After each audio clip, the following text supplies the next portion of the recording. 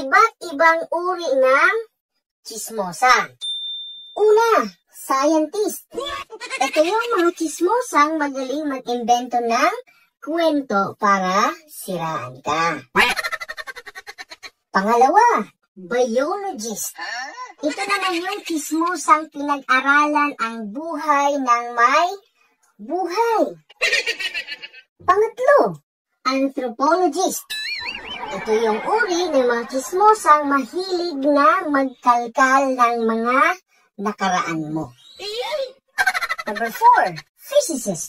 Ito naman yung chismosang nakabantay sa iyong mga galaw at kung paano ka nakikitungo sa ibang tao.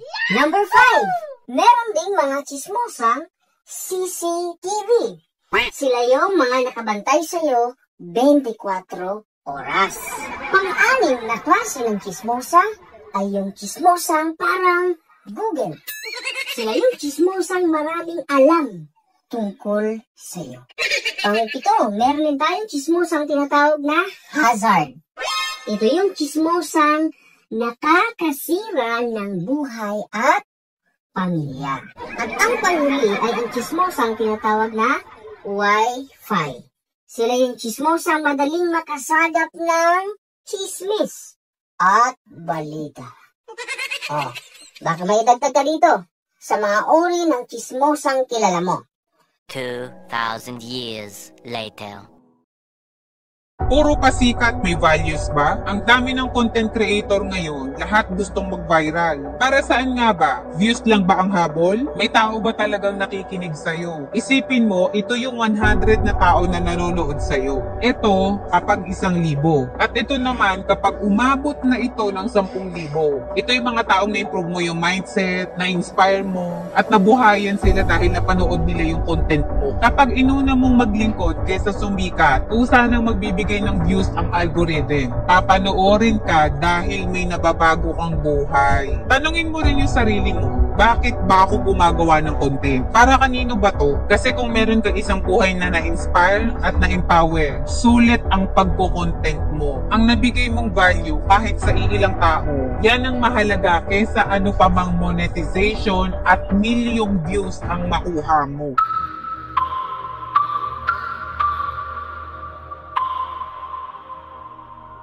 $2,000 years later. Kumusta daw ako?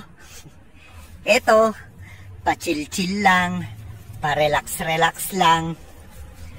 Habang yung mga inggitero at inggiterang kakilala ko, ayon, hanggang ngayon, inggit pa rin.